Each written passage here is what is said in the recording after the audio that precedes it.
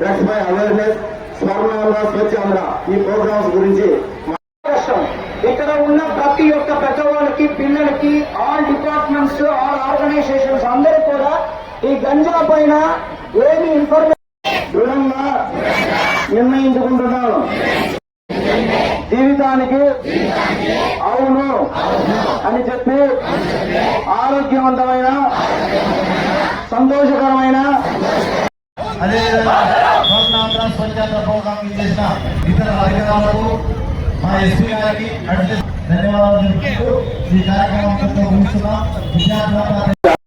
కూడా మనం వాడకూడదు అనే ఒక మెసేజ్ ని మీ అందరికీ పంపించాలన్న ఉద్దేశంతో పాటు ఈరోజు ఆనాడు కలెక్టర్ సార్, ఆనాడు ఎమ్మెల్యే గారు అందరినీ కూడా ఈరోజు ఇక్కడ ఇన్వైట్ చేయడం జరిగింది.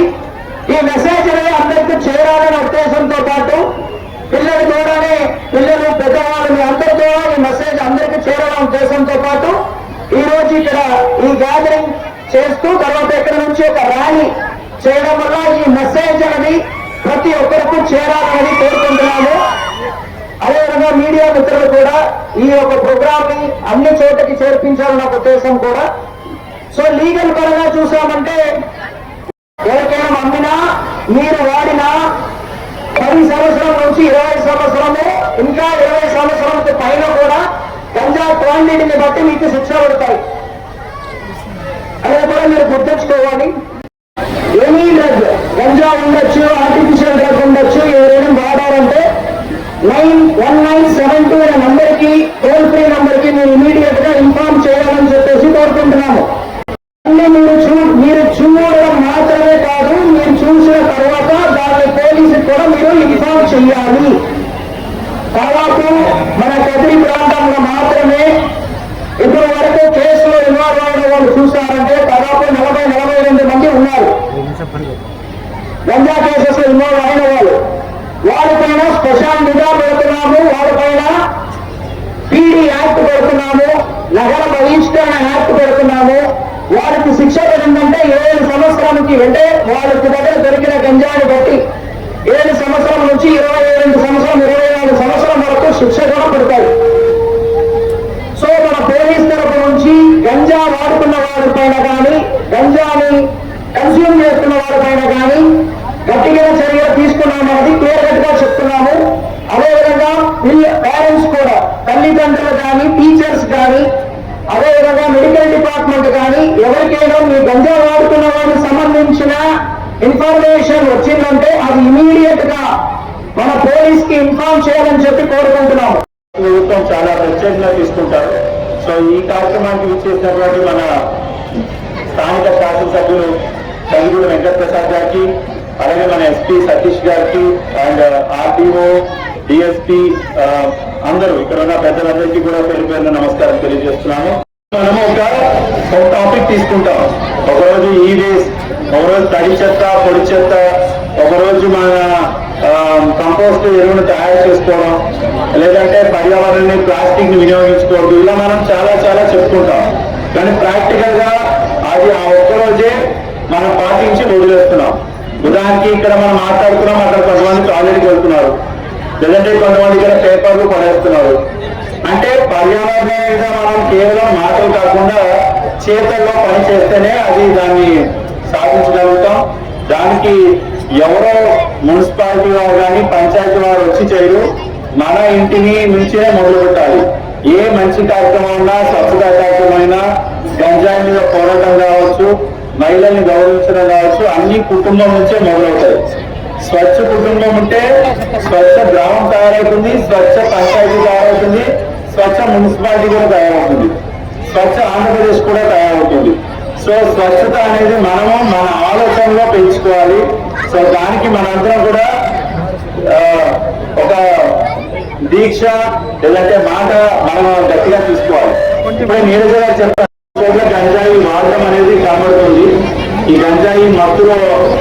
మంది తమ అంటే ఫిజికల్ గా హెల్త్ పాడు చేసుకుంటున్నారు, మెంటల్ గా ఇంబ్యాలెన్స్ అవుతున్నారు, సొసైటీలో వైలెన్స్ లో పాల్గొనడం కానీ, కుటుంబంలో డిస్టర్బెన్సెస్ రావడం కానీ మనం చాలా మంది చూసి అంటే కెరీర్ డిస్ట్రాయ్ అయిపోతుంది చాలా మందికి. ఒక యాక్సిడెంట్ మొన్న ఇటీవల కర్నూలులో ఒక యాక్సిడెంట్ చూశారు మనం. అంటే అతను మందు తాగడం వల్ల యాక్సిడెంట్ కి గురయ్యారు. బట్ అలాగే గంజాయి తాగడం వల్ల కూడా ఎవరైనా యాక్సిడెంట్ కి కూడా గురయ్యే అవకాశాలు ఉంటాయి. సో దయచేసి గంజాయి మీద మీరందరూ కూడా నేను గంజాయి తీసుకోను, గంజాయిని నా ప్రాంతంలో కానీ మా ఏరియాలో కూడా లేకుండా చేస్తారని చెప్పి వాగ్దానం తీసుకోవాలి. ఏదైతే మనకి టోల్ ఫ్రీ నెంబర్, మీ లోకల్ ఎస్ఐ గారి నెంబర్స్ ఉన్నాయి మీ అందరూ కూడా. సో మీరు సొసైటీలో మీరు కూడా ఒక పోలీస్ కి తోడుగా ఉండి గంజాయి లేని సత్సాయి జిల్లాని మనందరం కూడా తీసుకురావడానికి మనందరం కూడా కృషి చేయాలని కోరుకుంటూ మంచి అవకాశం ఇచ్చారు. ఆయన చాలా యాక్టివ్ గా పార్టిసిపేట్ చేశారు. ఆంధ్ర స్వర్ణాంధ్ర అంతే స్థాయిలో ఒక మత్తు మందులు లేనటువంటి సమాజ రూపకల్పనలో భాగంగా ఈ రోజు ఏర్పాటు చేసినటువంటి కార్యక్రమానికి అధ్యక్షత వహించినటువంటి స్థానిక డివైఎస్పీ గారికి, అదేవిధంగా ప్రత్యేక అతిథులుగా చేసినటువంటి పెద్దలు గౌరవనీయులు సత్యసాయి జిల్లా కలెక్టర్ గారికి, సూపరింటెండెంట్ ఆఫ్ పోలీస్ గారికి, అంత్యస్థాయిలో నాతో పాటు ఇక్కడ ఇచ్చేసినటువంటి స్వచ్ఛ కార్పొరేషన్ డైరెక్టర్ పర్వీన్ మానక గారికి, మున్సిపల్ చైర్పర్సన్ గారికి, అడిషనల్ ఎస్పీ గారికి, అదేవిధంగా రిప్రజెంట్ చేస్తున్నటువంటి ఎన్జిఓస్ భానుగా గారికి, కాకిరి మున్సిపల్ వైస్ చైర్మన్ గారికి, సోదరుడు వాల్మీకి విద్యా సంస్థల అధినేత తెలుగుదేశం పార్టీ రాష్ట్ర కార్యనిర్వాహక పవన్ కుమార్ రెడ్డి గారికి, అన్ని స్థాయిలో వేదిక మీద ఉన్నటువంటి ఇతరత్ర అధికారులకు, స్వచ్ఛంద సంస్థ సభ్యులకు, ఎదురుగా ఉన్నటువంటి ఎస్ఎస్సి గ్రూప్ సంఘ సభ్యులకు, పాత్రికేయ మిత్రులకు అందరికీ కూడా పేరు పేరున నమస్కారాలు. ఈ రోజున ఈ కార్యక్రమంలో భాగం పంచుకోవడానికి ఉరకలేసి ఉత్సాహంతో వచ్చినటువంటి చిన్నారులకు అభినందనలు, శుభాభినందనలు. వాళ్ళేమో ఆర్మీ వాళ్ళు అన్నారు, అయినా మీరు వాళ్ళే మాట్లాడుకుంటున్నారు. ఏమే మిమ్మల్ని ఆర్మీ వాళ్ళని జిల్లా కలెక్టర్ గారు పంపితే మీకు సంశిక్షణ అయితే రారా? పిల్లలు స్కూల్ చదువుకొని ఒక మంచి కార్యక్రమంలో భాగస్వామ్యం కావాలని చెప్పేసి ఇక్కడికి ఉరకలేసే ఉత్సాహంతో ఎండ కూడా లెక్క చేయకుండా కింద కూర్చున్నారు. మీరందరూ కూడా ఈ రోజున వట్టలు వాళ్ళందరూ కూడా విలువైన సమయం ఇది. జిల్లా కలెక్టర్ గారంటే దాదాపు 7 మంది ఎమ్మెల్యేల సమస్యలు, దాదాపు ఒక జిల్లా బాధ్యతలు నిర్వహించేటువంటి క్రమంలో ఎప్పుడు కూడా బిజీగా ఉండేటువంటి వారు. అంతే స్థాయిలో ఎస్పీ గారు కూడా ఎప్పుడు కూడా బిజీగా ఉండేవాళ్ళు. వాళ్ళు మన ఊరికి వచ్చి మన కోసం, మన సమాజం కోసం, కదిరి ప్రాంతం కోసం, కదిరి ప్రాంతంలో ఉన్నటువంటి ప్రజల సుఖ సంతోషాల కోసం ఆలోచించేటువంటి కార్యక్రమంలో మనం వాళ్ళకి ఇవ్వాల్సినటువంటి గౌరవం అత్యున్నతమైనటువంటి స్థానంలో ఉండాలని చెప్పేసి కూడా పిల్లలకు కూడా తెలియజేస్తా ఉన్నాను. ఎందుకంటే పిల్లలు తల్లిదండ్రులు ఒకటే ఆలోచన చేసుకుంటారు. డ్రగ్స్ ఫ్రీ సొసైటీ కావాలని ముఖ్యమంత్రి గారు కలగంటేనో, ఎస్పీ గారు ఉద్యోగం చేస్తేనో, లేదు సబ్ ఇన్స్పెక్టరో లేదు హోంగార్డ్ వరకు పనిచేస్తేనో కుదరదు. తల్లిదండ్రులు సామాజిక బాధ్యత వల్ల పిల్లలు వచ్చే క్రమంలో వాళ్ళకి మెచ్యూరిటీ లెవెల్స్ ఉండవు. మీరు చూపించాల్సినటువంటి బాధ్యత ఏమంటే మీ బిడ్డల పట్ల ప్రేమను చూపించండి, పిల్లలకు సమయాన్ని ఇవ్వండి. నిన్న రోజున ఒక మీటింగ్ లో కూర్చుంటే నాకు ఒక ఆయన చెప్తున్నాడు, అన్నారు అమెరికా ఆయన ఏదో సాధించినట్టు మన ప్రాంతం ఆయనే టైం ఇవ్వలేకపోతున్నా ఉంటా బిడ్డకి. ఆయన ఆర్టిఫిషియల్ ఇంటెలిజెన్స్ ఒక టెడ్డీబేర్ లో పెట్టేసి నొక్కితే స్టోరీస్ చెప్తుందంట, వాళ్ళ తల్లి చెప్పినట్టు. ఆయన వాయిస్ తో ఏదైనా మాట్లాడిస్తుందంట, మళ్ళీ వీడియో చూపించినాడు నాకు. సరే మరి హ్యూమన్ టచ్ ఎక్కడ ఉందంటే వీకి పడినాడు ఆయన. ఎంత మీరు అందరూ కూడా తల్లిదండ్రులు నేర్చుకోవాల్సింది ఏమంటే parenting. Give some time to your children. వాళ్ళని ప్రేమగా దగ్గర తీసుకుంటే వాళ్ళకి వేరే మత్తు అవసరం లేదు, మీ ప్రేమే ఒక మత్తుగా ఉంటుంది. వాళ్ళని పెంచి పోషించాల్సినటువంటి బాధ్యత తల్లిదండ్రుల మీద, సమాజంలో ఉన్నటువంటి విలువైనటువంటి వ్యక్తుల మీద, బాధ్యత కలిగినటువంటి వ్యక్తుల మీద నిరంతరం ఉంటుంది. పోలీసు వాళ్ళు ఉద్యోగం చేయగలరు కానీ మనందరికీ కూడా ప్రేమపరచమంటే అంత సమయం వాళ్ళ దగ్గరగా ఉండదు. దురదృష్టమో అదృష్టమో తెలియదు కానీ భూమి మీద ఉన్నటువంటి ప్రతి జీవి కూడా 24 గంటల టైం ఉంటుంది. వాళ్ళ ఉద్యోగం వాళ్ళకు ఉంది, వాళ్ళ చేయాల్సిన పనులు వాళ్ళకు ఉన్నాయి. కానీ తల్లిదండ్రులకు మీ బిడ్డలు చూడటమే మీకు ప్రత్యేకమైనటువంటి బాధ్యత, వాళ్ళ సమయం ఇవ్వాల్సిందే మీ ప్రత్యేకమైనటువంటి విధి విధానాలు. పిల్లలు కూడా సామాజిక బాధ్యతతో మసలుకోవాల్సినటువంటి అవసరం ఎంతైనా ఉంది.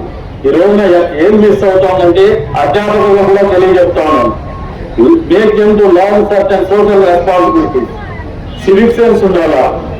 ఈ సమాజం నాది, నా తర్వాత కూడా మళ్ళీ మనుషులే బతుకుతారు, వాళ్ళు కూడా మాకంటే ఇంకా మెరుగైనటువంటి జీవన ప్రమాణాలతో బతకాలనే ఆలోచన ఈ భూమి మీద పుట్టిన మనందరికీ కూడా. ఇక్కడ గాలి పీల్చుకుంటున్నాం, నీళ్లు పీల్చుకుంటున్నాం, భూమిని వాడుకుంటున్నాం, ఇల్లు పెట్టుకుంటున్నాము, పాఠశాలలో పోతున్నాం, బట్టలు వేసుకుంటున్నాం. కానీ మన తర్వాత కూడా వచ్చే తరానికి మనం మంచి వాతావరణాన్ని మిగిలించాలా అనే ఆలోచన మనందరి మీద కూడా ఉండాలని చెప్పేసి కూడా ఈ సందర్భంగా తెలియజేస్తా ఉన్నాను. అందుకనే స్వచ్ఛ భారత్ స్వచ్ఛ ఆంధ్ర అనే అటువంటి కార్యక్రమంలో మీరు ఒకసారి గమనిస్తే కేంద్ర రాష్ట్ర ప్రభుత్వాలు నాగరికతకు ప్రతిబింబంగా స్వచ్ఛతా కార్యక్రమాన్ని అవలంబించాలా. ప్రతి ఒక్క గ్రామము, ప్రతి ఒక్క ఇల్లు, ప్రతి ఒక్క కుటుంబం కూడా స్వచ్ఛమైనటువంటి జీవన ప్రమాణాల్లో బతకాలనే ఒక నిర్దేశించుకొని ముందుకు పోతుంది. తద్వారా ఏదైతే మనం కేంద్ర బడ్జెట్లు కావచ్చు, రాష్ట్ర బడ్జెట్లు కావచ్చు, అత్యధికంగా వైద్యానికి మనం కేటాయించేటువంటి నిధుల్లో కొద్ది వరకు మౌలిక సదుపాయాలకు కూడా మనం కేటాయించుకునేటువంటి పరిస్థితులు వస్తాయి, వైద్య ఖర్చులు తగ్గించుకోగలిగితే. అంతేకాకుండా ఆరోగ్యంగా ఉన్నటువంటి బిడ్డలు కానీ, ఆరోగ్యంగా ఉన్నటువంటి వ్యక్తులు కానీ అనారోగ్యానికి గురైనటువంటి వాళ్ళకంటే ఎక్కువ గంటలు పని చేయగలరు, ఎక్కువ ఉత్పాదకత ఇవ్వగలరు. తద్వారా ఈ భారతదేశము అభివృద్ధిలో ముందుకు పోవడానికి ప్రతి ఒక్కరి భాగస్వామ్యం ముందు ఉండేటువంటి విధంగానే ఆరోగ్యంగా జీవన ప్రమాణాలు నిర్వహించుకోవాలనే ఆలోచనతోనే ఈరోజు కేంద్ర రాష్ట్ర ప్రభుత్వాలు స్వచ్ఛ భారత్ కానీ, స్వచ్ఛ ఆంధ్ర కానీ కార్యక్రమాలు నిర్వహిస్తున్నారనేది వాస్తవం మీ అందరికీ కూడా తెలియజేస్తా ఉన్నాను. ఈ రోజున మీరు బలవంతంగా తీసుకుంటే అధికారులు మీరు ఇచ్చినారు, కానీ బాధ్యతగా విసురుకోవడం అనేది ఈ కార్యక్రమం నుంచి కూడా ఒక అలవాటుగా చేసుకోమని చెప్పేసి కూడా కోరుతా ఉన్నాను. ఎప్పుడైతే మనలో మనకు ఒక బాధ్యత వస్తుందో, మనలో మనకు ఒక క్రమశిక్షణ వస్తుందో, మనలో మనకు ఈ ప్రాంతం బాగుండాలా, మన ఊరు బాగుండాలా, మన రాష్ట్రం బాగుండాలా, మన దేశం బాగుండాలని ఒక పేట్రియాటిజం వస్తుందో అప్పుడే మన ప్రాంతం బాగుపడుతుంది. మన బిడ్డలు మత్తును వదులుచుకొని, మత్తుకు బానిసలు కాకుండా వ్యక్తిగతంగా వ్యక్తిత్వంతో అత్యధికమైనటువంటి స్థాయికి ఎదిగేటువంటి పరిస్థితులకి వాళ్ళు పోగలుగుతారనేది వాస్తవం. కాబట్టి మళ్ళీ తల్లిదండ్రులందరికీ కూడా ఉపాధ్యాయులకు కూడా తెలియజెప్తా ఉన్నాను, మీ బిడ్డల్ని ప్రేమించండి, మీ బిడ్డల్ని దగ్గర తీసుకోండి, వాళ్ళ కోసం మంచి బోధించడానికి కొంచెం టైం తీసుకోండి. కేవలం పుస్తకాల్లో ఉన్నటువంటి మాత్రమే బోధించద్దండి. తల్లిదండ్రులు కూడా సమాజం పట్ల వాళ్ళు వ్యవహరించాల్సినటువంటి తీరుతెన్నుల గురించి మీ బిడ్డలకు తెలియజేయండి. అంతేకాకుండా పక్కలో ఎవరైనా తప్పు చేస్తాంటే వాళ్ళు చూసి వాళ్ళు అట్లున్నాడు, అట్లున్నట్టు అని చెప్పాలి. నా బిడ్డ కూడా తెలియజేస్తుంటాను.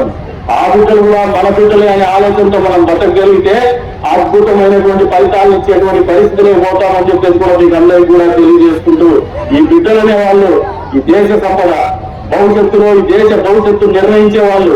కాబట్టి వాళ్ళు అత్యున్నతమైనటువంటి జీవన ప్రమాణాలతో బతకాలనే ఆలోచన ప్రతి ఒక్క తల్లి తండ్రిలో కూడా రావాలని చెప్పేసి కూడా కోరుకుంటూ, దానికి అనుగుణంగానే ఈ ప్రభుత్వం యొక్క ఆలోచనలు ఉన్నాయి, ముఖ్యమంత్రి గారి ఆలోచనలు ఉన్నాయి. అందుకనుగుణంగా మనం కూడా ఆలోచనలో జీవన విధానంలో కొద్ది వరకు కరెక్షన్ చేసుకొని ముందుకు పోవాలని చెప్పేసి కూడా తెలియజేసుకుంటూ, మరొకసారి అవకాశం ఇచ్చిన మీ అందరికీ కూడా పేరు పేరున ధన్యవాదాలు తెలుపుకుంటూ సెలవు. ప్రతిరోజు కొంత సమయం కేటాయిస్తానని నా వంతు కృషిగా స్వచ్ఛత కార్యక్రమాల కొరకు శ్రమదానం చేసి పరిశుభ్ర ఆంధ్రప్రదేశ్ సాధించే సంకల్పానికి కట్టుబడి ఉంటానని ఈరోజు పరిశుభ్రత గురించి నేను వేసిన ఈ ముందడుగు ఆంధ్రప్రదేశ్ రాష్ట్రాన్ని శుభ్రపరచడంలో సహాయం చేస్తుందని నమ్ముతూ ఈ రోజు నుండి నా తోటి వారికి కూడా పరిసరాలు మరియు నివాసాల ద్వారా